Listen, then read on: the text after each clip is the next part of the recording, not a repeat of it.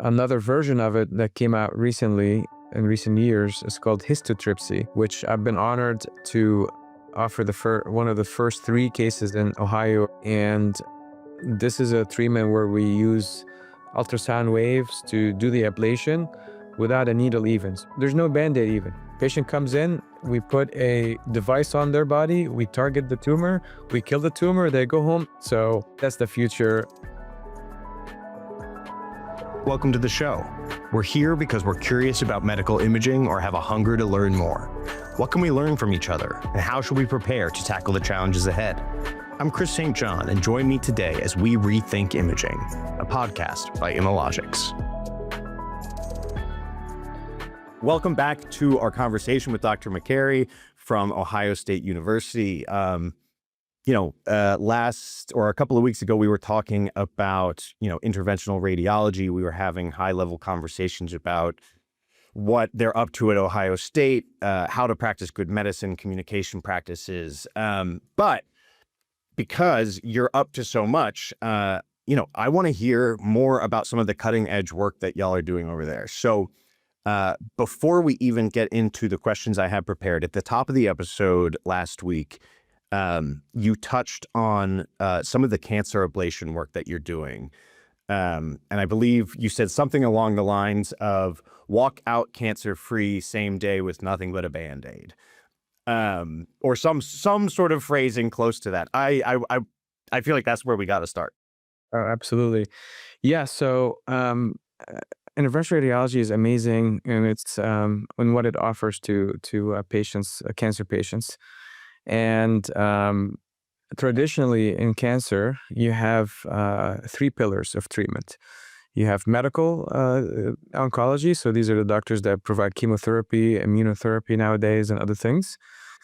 You have surgical oncology. These are the surgeons that cut out disease. You have radiation oncology, and these are the doctors that offer radiation.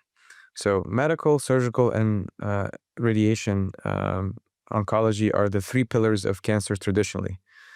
Now, the newest pillar is interventional oncology. That is the 4th pillar of cancer care, and this is what interventional radiology offers to cancer patients. And those are usually 2 groups of treatments. Either treatments where we go into the blood vessels, directly supplying a tumor and inject beads that have nothing on them, or chemotherapy or radiation. And the beauty of that is that basically, instead of getting a chemotherapy in your IV that goes into your entire system or circulation, you're putting the treatment directly at the doorstep of the tumor inside the body.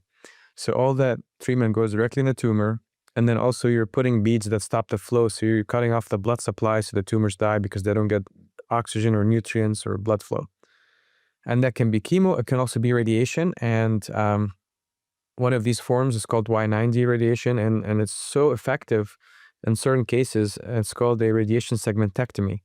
So segmentectomy is a surgery where we cut out cancer.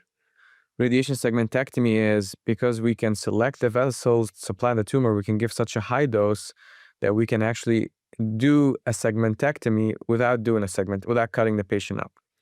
So those are the ones where we go into the blood vessels. What you're referring to are a group of treatments we call ablation. Those are even more amazing in the sense that we put a needle in a patient, 1 or more, and we can freeze or heat up a tumor, and we can kill it in real time, and you can see it dying, and then remove it, and then put a Band-Aid and send the patient home. No blood loss, minimal, nothing, no issues. And because you killed it in real time, they're cancer-free. And you don't even have stitches, you're not cutting them open, nothing. So this is a very, very, very amazing thing that we offer patients. And obviously it's for select tumors. It can be in the kidney, in the lung, in the liver, in different organs, other organs also. But it's a huge thing because it's very effective and it's minimally invasive. And another version of it that came out recently, in recent years, is called Histotripsy, which I've been honored to offer one of the first 3 cases in Ohio or in the region, and among the earlier cases in the world even, with a colleague. And this is a treatment where we use ultrasound waves to do the ablation without a needle even. So there's no Band-Aid even. Patient comes in, we put a device on their body, we target the tumor, we kill the tumor, they go home, no Band-Aid even. So that's the future. There's a lot of research that we're doing on this, and a lot of exciting work in development as well. So that's really exciting. These are the great options that we have for our patients. I have so many like different follow-up questions. I guess first things first, maybe a little bit technically. I'm imagining all of these tiny little microscopic beads. You say sometimes they have, chemo on them. Sometimes they're just as is. I'm curious, like, are they all the same small little beads or particles? Is it like where you have like just a toolkit and they're all a little bit different? And then what happens to them after the procedure, I guess, is my question. Absolutely, that's a fantastic question. So in the liver has dual blood supply and has arteries and it has a portal vein. And the normal liver gets supplied by the portal vein, and the tumors generally are supplied by the arteries. So the reason we can block the arteries, kill the tumors without killing the liver, is because it has a dual blood supply. So when we use these particles that you mentioned, and there's different options. They come in different sizes.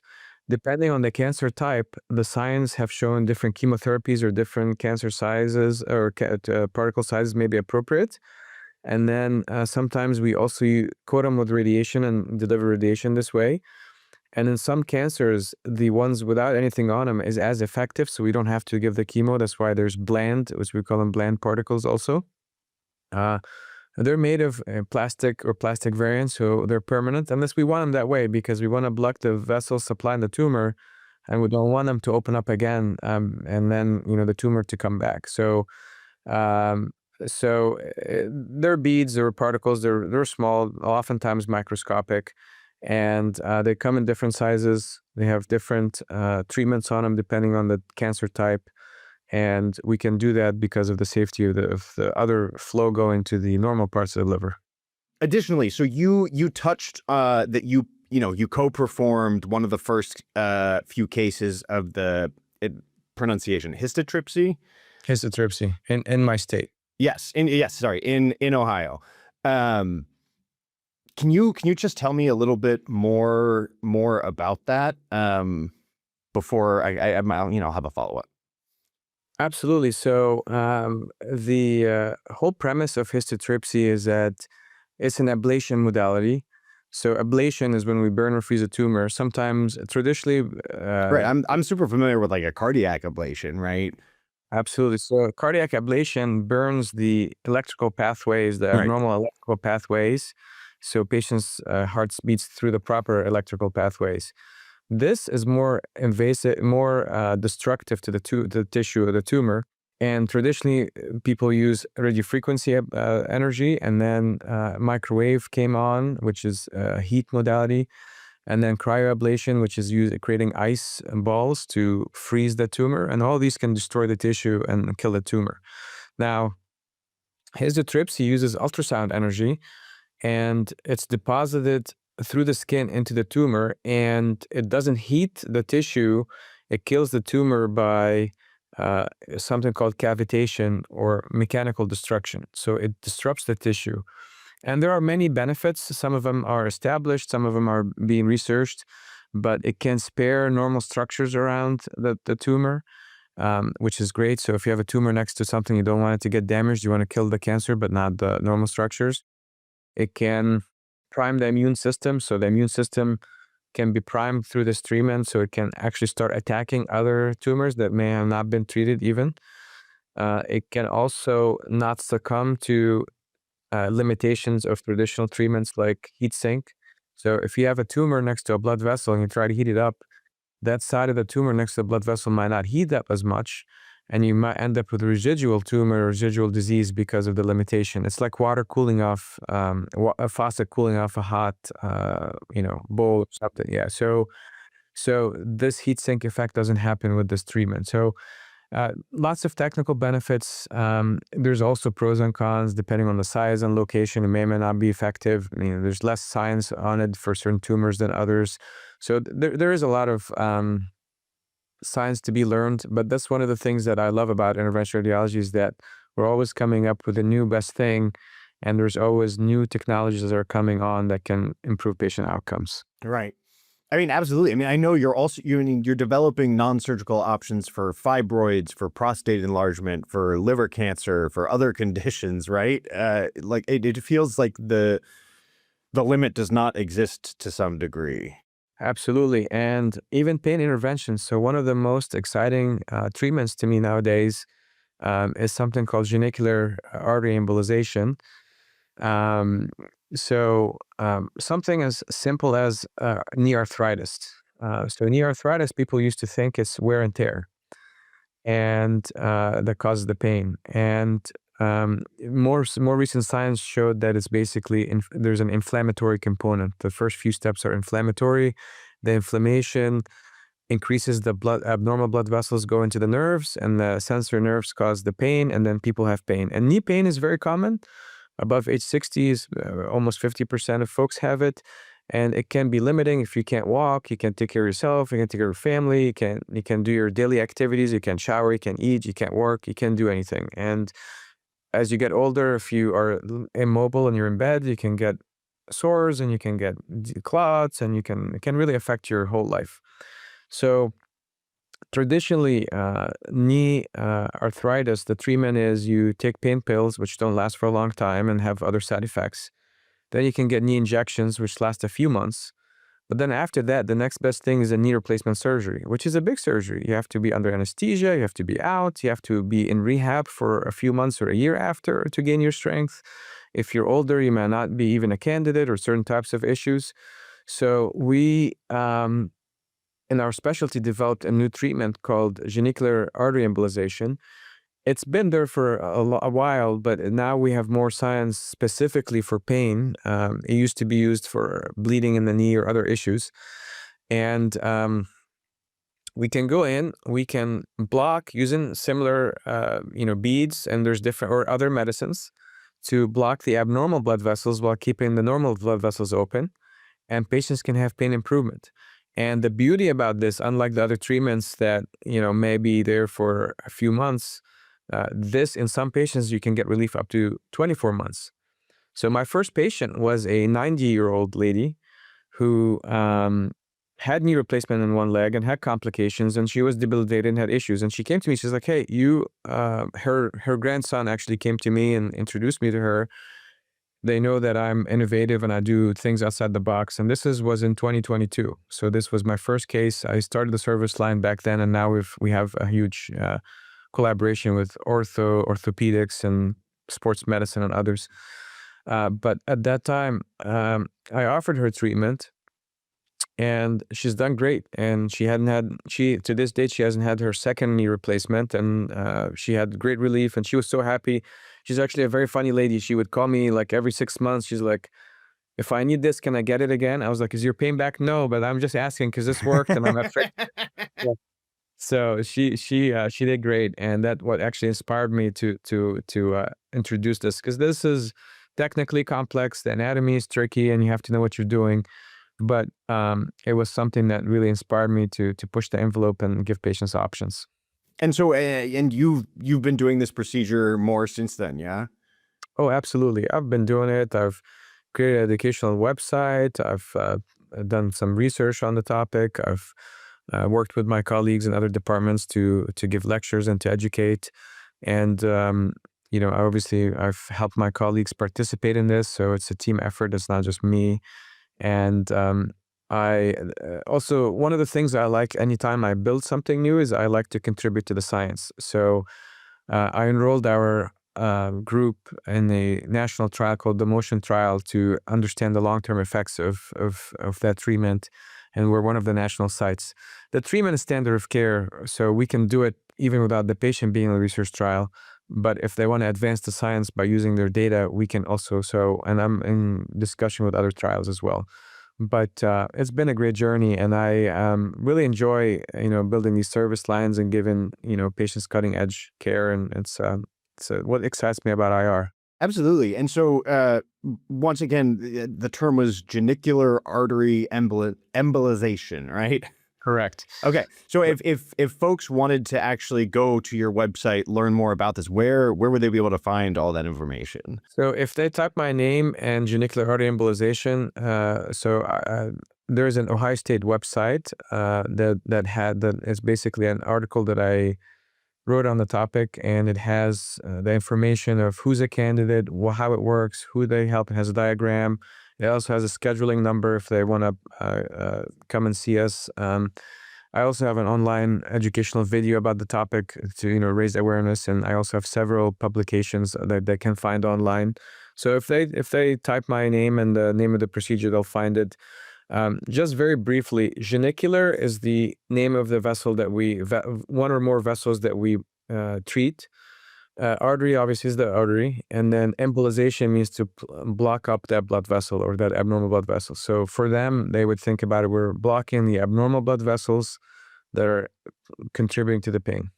Yeah. And I'm honestly, I feel like I just keep wanting to return to the fibroid conversation. I don't know why Absolutely. it's sticking out to me, but I would just love to get a little bit more. I know a lot of folks, primarily women, who have dealt with serious fibroid issues, and I'm curious as to most of them ended up having surgery of some sort, hysterectomy or various procedures. But I'm curious what y'all are up to. Absolutely. So fibroids are very, very common in women. And they're not cancer, but they can cause a lot of symptoms. So they can cause bleeding symptoms where women or patients have increased bleeding in their menstrual cycle. They can have spotting. A lot of times they have to change their pads multiple times a day. It's very disruptive. Some of them get anemic, or their blood levels or hemoglobin goes down, so they are tired and fatigued and pale and sick. That was happening to many close friends of mine a few years ago. It seemed like everybody was just continued to run into these issues. Yeah. Absolutely, and it's a very, very common issue. And some patients, some women, some patients might not know that they have this issue. Oh, I've always thought that my period is 10 days, or it's always heavy, and I thought that's what's normal. And obviously, some it can get really bad, and they seek more attention.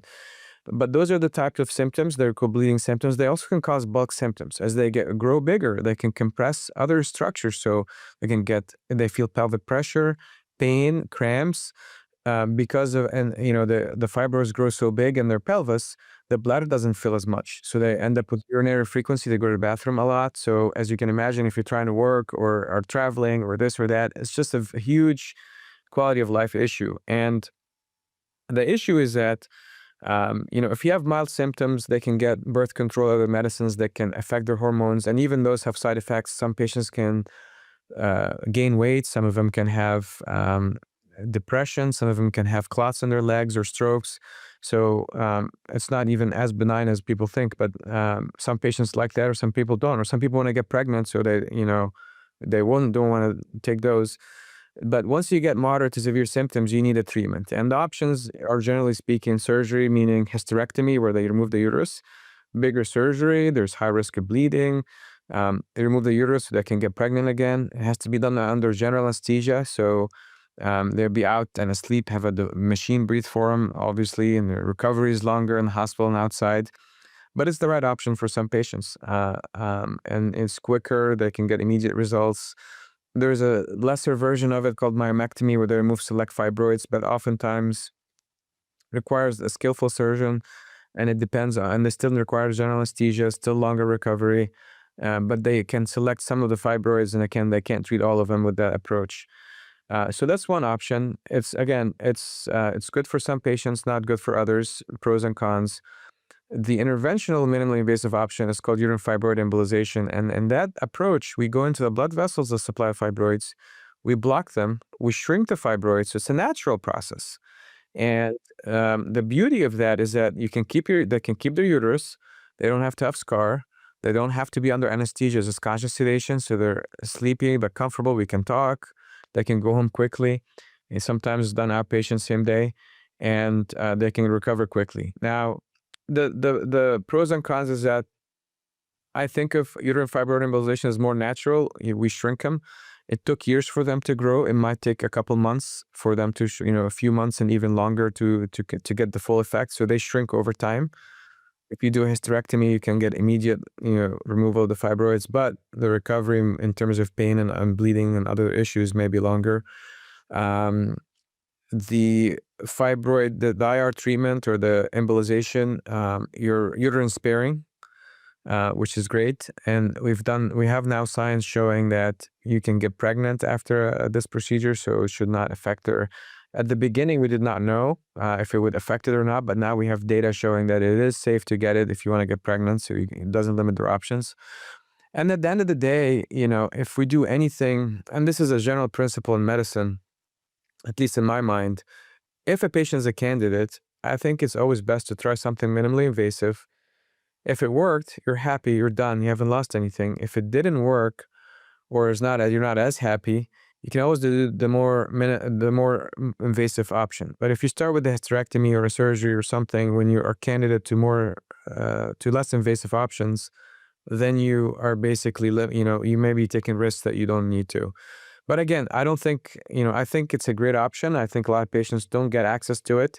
Many of them, tell me that they found it online, or they asked their doctor, he didn't know, or he said it might not work, and then it did, and then they went back and told him it did, or this and that. So lots of awareness that needs to be done. But that's basically how we do it. So, and would I be correct in making an assumption that your work with prostate enlargement as well is also an embolization procedure? Absolutely. So similar to the other options that we discussed, BPH, or benign prostatic hyperplasia, is a condition in older men where the prostate gets bigger over time. If we all live long enough, because of the testosterone and other hormones, the prostate will get bigger. So, if you may not, but if you ever, who doesn't have a grandpa who wakes up in the middle of the night to go to puke? Absolutely. Yeah, so that's a very common issue, and there are different treatment options for this issue. They can be surgical or interventional, and the goal of treatment is to help improve those symptoms. So patients may have frequent urination, they may have to wake up at night, it's called nocturia, or they may have weak stream or dribbling or incomplete emptying of their bladder. And it becomes a big issue because in older men, they might need catheters and can get infections, and their quality of life is terrible. I had a guy the other day tell me he can't spend time with his grandkids, or can't travel, or can't do this, or he's always at home because he has to pee every hour. He has to go or find a bathroom. So it can be very, very disruptive, and it can have downstream effects. And the surgical options are more invasive. They usually involve cutting the prostate out, or cutting part of the prostate, or lasers, or different treatments that are going through the urethra or the private organ directly into the prostate. So that's can be very invasive, and patients may have strictures after, may have severe pain. They may have another thing that these procedures, some of them are at risk for, is erectile dysfunction can happen after, which is a huge thing for patients. The other option is embolization. We don't go through the private area. We go through into a blood vessel, so the wrist or the groin area, but not through the private area, and make a tiny incision, no stitches, nothing. At the end, we go in with a small catheter and find the vessels, just like with the fibroids or other treatments we do. We find the abnormal blood vessels, we block them. The prostate shrinks over time, and then patients have improved outcomes. Beautiful. There's all that, a lot of what you're working on are similar approaches to solve different problems, which is, it's all just incredible. But I'm curious, what are you, obviously you're excited about all of this, but what are you most excited about in terms of the future of these procedures and cancer care in IR, and being an early adopter of these practices? The future is bright, and to be honest with you, I am excited about the most simple procedure we do, a 5-minute procedure as I am on a 10-hour procedure, that spark or joy that I've had since I was a medical student and a resident and a physician at the end has never went away. I think the elegance, the technique, and the improved outcomes that we can offer patients, and just see them after and say, hey, we took care of your bleeding situation, we took care of your issue, and seeing that the impact just really inspires me to work harder and to push the envelope. But in terms of innovations, I think every single aspect of IR has something big going on, and to me, cancer care is the crown jewel. And we talked about histotripsy is a great innovation in this field, where we can not only ablate tumors minimally invasively, but actually non-invasively without an invasive approach. But also, even in the Y90 or the radiation or the other chemo, the TACE or the Y90 treatments that we offer with the beads with the chemo or the radiation, there's a lot of work on immunotherapy with these treatments, combination therapies or solo therapies. And that's going to be really, really impactful, because we can improve our outcomes and cure more cancers and give patients more time to live. In the pain arena, genicular artery embolization has now expanded beyond the knee. So the higher level concept is called TAME, or transarterial embolization. So people are embolizing or blocking the ankle for plantar fasciitis, or the shoulder or the elbow. And there's more data coming up, and this is exciting. Sign me up. Yeah, yeah, exactly. And it's now has expanded in so many amazing ways, and that gives me hope, because pain is a huge issue, and if we can relieve people's pain, I think this is going to be amazing. And there's even cryoablation, where we freeze nerves and can treat pains that way, and blocks and other things that we didn't really discuss. But there's a lot of innovation in that field. In venous intervention, it is very exciting, because we have newer devices that are more capable with less blood loss and less hospital stay and better outcomes. But also we have more data or more science showing, especially in the lung and lower extremity, that which patients we can help more. And I think this will really define the role of IR in that disease process and have significant impact. So those are the three areas that excite me the most. But the way I look at my specialty, every single area, I see great progress. And another thing that affects all of it's actually artificial intelligence, AI, and that's a whole different world that we haven't discussed as much here today. But that's going to help us, deliver better treatments, pick better options, figure out which patients are responders and which ones are not before we even do a treatment, and help us become more capable.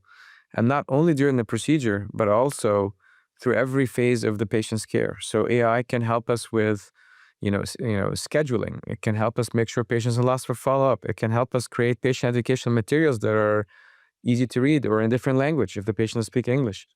Or create AI chatbots for, after hours, if somebody calls at 2 a.m. and there's no specialist available, and is this pain normal, is this not, I had this procedure, for basic questions. So if you think about it, AI is going to touch every single aspect of interventional radiology and in medicine in general. And I'm part of the group that's thinking that it will be for the positive, and we just have to leverage it and use it to make our job better and to make us more effective for our patients. Dr. Makary, thank you so much for joining us today on Rethink Imaging. It has been an utter pleasure to talk with you, and I hope to stay in touch and talk with you again sometime. Absolutely. Thank you so much. I really enjoyed our conversation, and this was really insightful, and we touched on many amazing topics. I hope our audience can also appreciate this, and I look forward to future collaborations with you. Absolutely. I know they will. Thank you so much. Thank you. Frame by Frame Rethink Imaging is brought to you by Imalogics. Here, you'll find engaging interviews with thought leaders, experts, and patients, sharing stories that showcase the transformative power of medical imaging. To discover how Imalogics is rethinking imaging and healthcare, visit imalogics.com. Be sure to subscribe to Frame by Frame Rethink Imaging on Apple Podcasts, Spotify, or wherever you listen. And from all of us here at Imalogics, thanks for tuning in.